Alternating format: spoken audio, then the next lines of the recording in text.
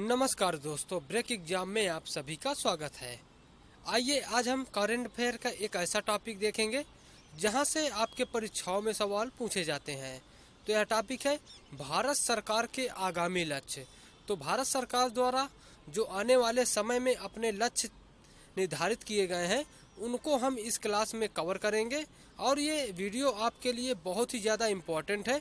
तो please video को आप अंत तक देखिएगा जिससे आपका कोई भी क्वेश्चन स्किप ना हो पाए। और अंत में हम आपको कुछ MCQ क्वेश्चन भी सॉल्व करेंगे। तो चलिए शुरू करते हैं। सबसे पहले यदि आप नए हैं तो वीडियो लाइक और चैनल को सब्सक्राइब कर लीजिए। तो चलिए देखते हैं। सबसे पहले भारत सरकार ने कालाजार को पूरी तरह से समाप्त करने का लक्ष्य रखा है। तो ये लक्ष्य है 2023 तक। तो याद रखिएगा इसी वर्ष 2023 में ही कालाजार को पूरी तरह से समाप्त करने का लक्ष्य रखा गया है। तो ये इसलिए ये पूछा जा सकता है क्योंकि 2023 चल भी रहा है, तो ये ज़्यादा इम्पोर्टेंट है। आइए देखते हैं कालाजार के बारे में देखते हैं। तो यह प्रोटोजोआ से होने वाली बीमारी है। तो ये भी याद रखिएगा कि कालाजार प्रोटोजोआ से होने वाली बीमारी है। WHO ने यह लक्ष्य वर्ष 2030 तक रखा है। तो ये भी याद रखिएगा कि WHO ने कालाजार को पूरी तरह से समाप्त करने का लक्ष्य 2030 तक रखा है, जबकि भारत ने 2023 रखा है। आइए बढ़ते हैं अगले प्रश्न की ओर। भारत सरकार ने उर्वरक के क्षेत्र में आत्मनिर्भर बनने का लक्ष्य रखा है। तो ये लक्ष्य है 2023 तक। तो याद रखिएगा ये भी काफ़ी इम्पोर्टेंट है। भारत सरकार द्वारा 2023 तक उर्वरक के क्षेत्र में आत्मनिर्भर बनने का लक्ष्य रखा गया है। अगला देख लेते हैं।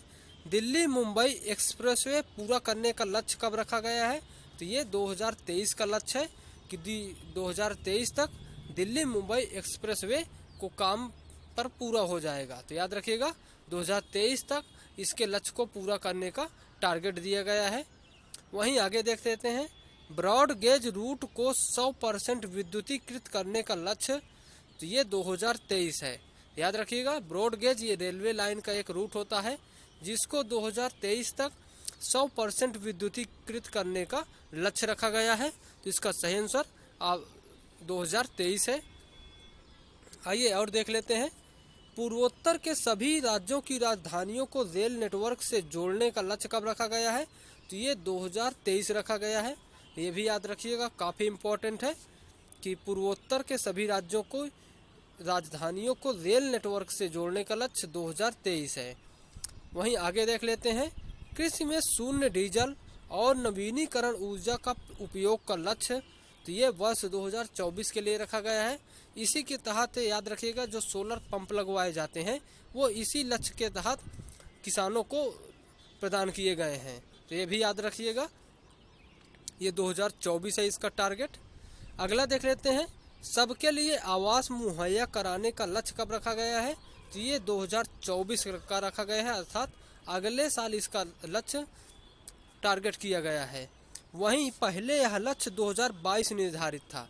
तो याद रखिएगा पहले यह लक्ष्य 2022 निर्धारित था, लेकिन 2022 में इस लक्ष्य की पूर्ति नहीं हो पाई, जिसके कारण से इसे 2 साल के लिए और बढ़ा दिया गया। तो 2024 हो गया।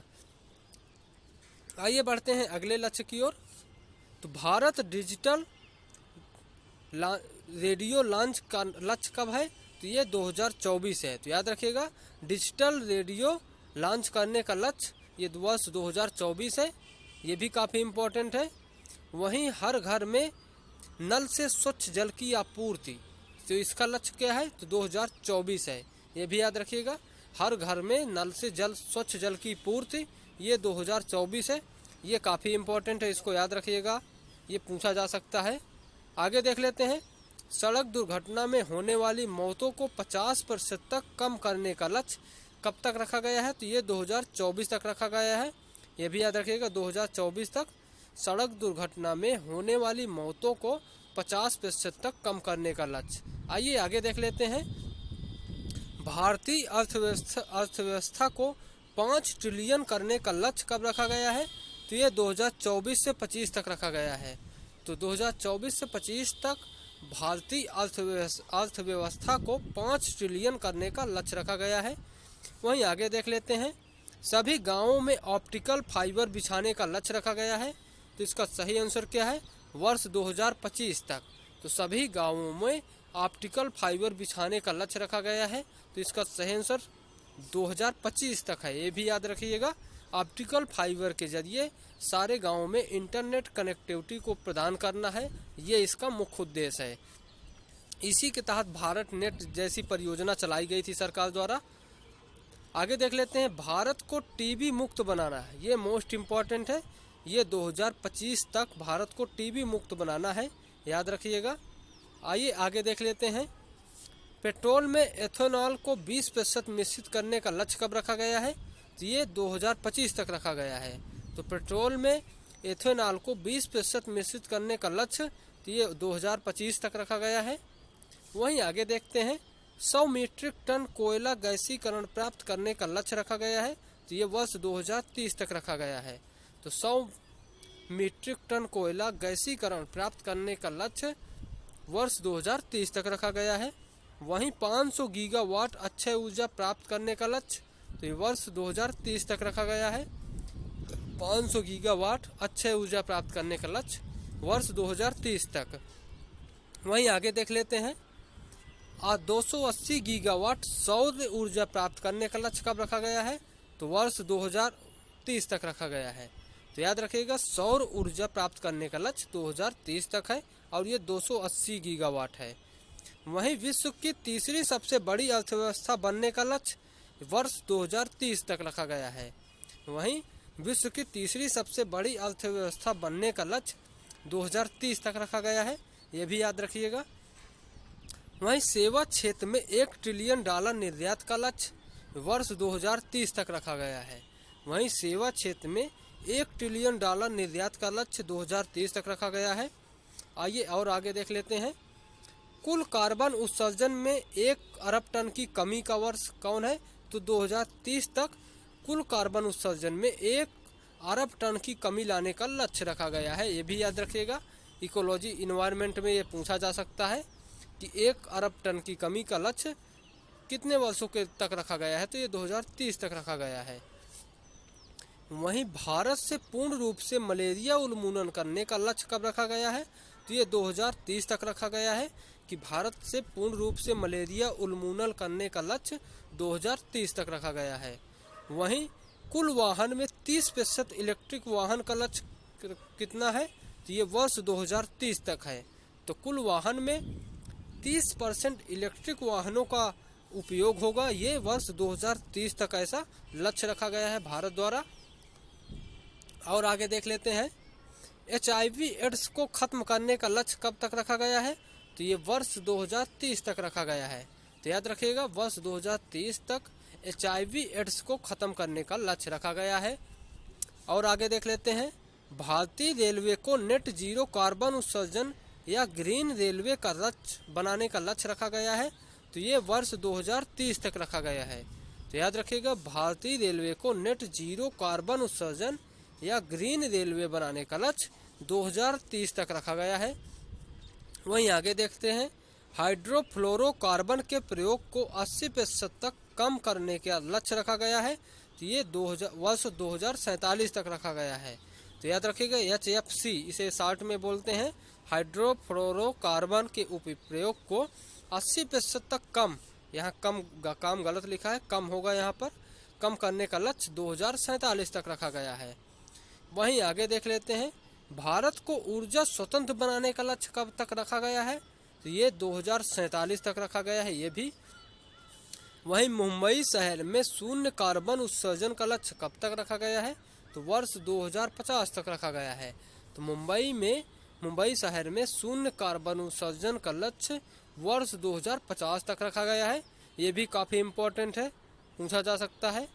वहीं भारत द्वारा नेट जीरो का लक्ष्य मोस्ट इम्पॉर्टेंट, याद कर लीजिएगा, ये पूछा जा सकता है, गारंटेड इसमें क्वेश्चन बन सकते हैं।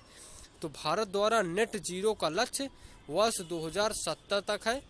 तो याद रखिएगा, क्योंकि UPPCS 2021 में आया था ये क्वेश्चन, ये भी याद रखिएगा, 2021 में नेट जीरो उत्सर्जन का, तो इस बार भी ये पूछ सकता है। वहीं आगे देख लेते हैं, आप कुछ MCQ क्वेश्चन सॉल्व करेंगे हम। जो इन्हीं थ्योरी से बेस है। तो आइए देखते हैं सबसे पहले पहला क्वेश्चन, भारत ने नेट जीरो उत्सर्जन का लक्ष्य कब तक रखा है? तो इसका सही आंसर क्या है? ऑप्शन सी, याद रखिएगा, वर्ष 2070 तक भारत ने नेट जीरो उत्सर्जन का लक्ष्य रखा है।